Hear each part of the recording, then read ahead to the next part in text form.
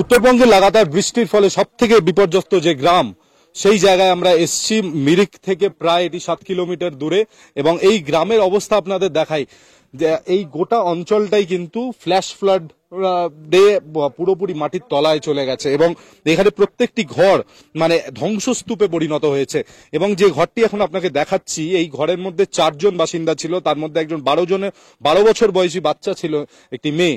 এই 4 জনেই যখন বেরোনোর চেষ্টা করে তখন ওপর থেকে এত জোরে মাটি এবং বোল্ডার নামতে শুরু করে, এখানেই তারা আটকে পড়েন এবং প্রায় বলা যায় যে মাটির মধ্যেই তারা সমাধিস্থ হন।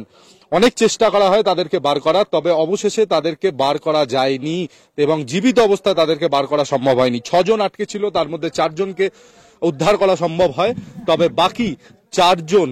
বাকিদেরকে উদ্ধার করা সম্ভব হয়নি। এবং এই পেছনের দিকে যে জায়গাটা আমি দেখাবো, এখানে কংক্রিটের বাড়ি, সেই বাড়িটিও সম্পূর্ণভাবে ধ্বংস হয়ে গেছে।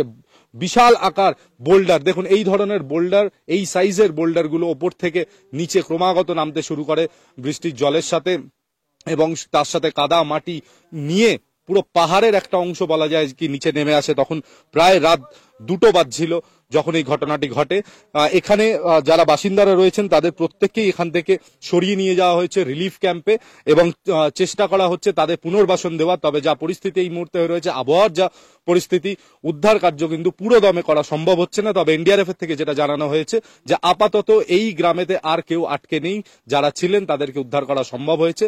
তবে রিকনস্ট্রাকশন বা পুনর্বাসনের যে কথা সরকারের তরফ থেকে বলা হয়েছে তার অপেক্ষায় গ্রামবাসীরা রয়েছেন। তবে রাতারাতি এই গ্রামকে নতুন করে তৈরি করা হয়তো সম্ভব হবে না।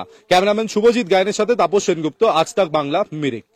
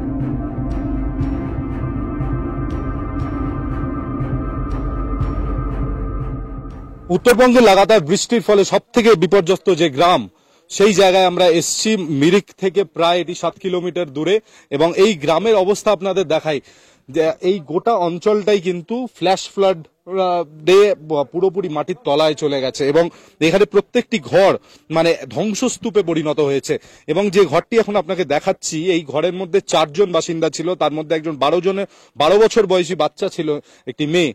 এই 4 জনেই যখন বেরোনোর চেষ্টা করে তখন ওপর থেকে এত জোরে মাটি এবং বোল্ডার নামতে শুরু করে, এখানেই তারা আটকে পড়েন এবং প্রায় বলা যায় যে মাটির মধ্যেই তারা সমাধিস্থ হন।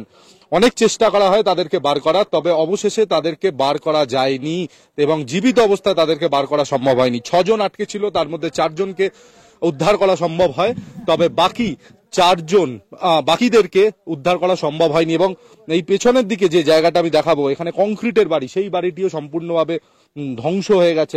বিশাল আকার বোল্ডার, দেখুন এই ধরনের বোল্ডার, এই সাইজের বোল্ডার গুলো ওপর থেকে নিচে ক্রমাগত নামতে শুরু করে বৃষ্টির জলের সাথে, এবং তার সাথে কাদা মাটি নিয়ে পুরো পাহাড়ের একটা অংশ বলা যায় কি নিচে নেমে আসে। তখন প্রায় রাত 2টো বাজছিল যখন এই ঘটনাটি ঘটে। এখানে যারা বাসিন্দারা রয়েছেন তাদের প্রত্যেককেই এখান থেকে সরিয়ে নিয়ে যাওয়া হয়েছে রিলিফ ক্যাম্পে, এবং চেষ্টা করা হচ্ছে তাদের পুনর্বাসন দেওয়ার। তবে যা পরিস্থিতি এই মুহূর্তে হয়ে রয়েছে, আবহাওয়ার যা পরিস্থিতি, উদ্ধার কার্য কিন্তু পুরো দমে করা সম্ভব হচ্ছে না। তবে এনডিআরএফ এর থেকে যেটা জানানো হয়েছে যে আপাতত এই গ্রামেতে আর কেউ আটকে নেই, যারা ছিলেন তাদেরকে উদ্ধার করা সম্ভব হয়েছে। তবে রিকনস্ট্রাকশন বা পুনর্বাসনের যে কথা সরকারের তরফ থেকে বলা হয়েছে তার অপেক্ষায় গ্রামবাসীরা রয়েছেন। তবে রাতারাতি এই গ্রামকে নতুন করে তৈরি করা হয়তো সম্ভব হবে না। ক্যামেরাম্যান শুভজিৎ গায়নের সাথে তাপস সেনগুপ্ত, আজ তাক বাংলা, মিরিক।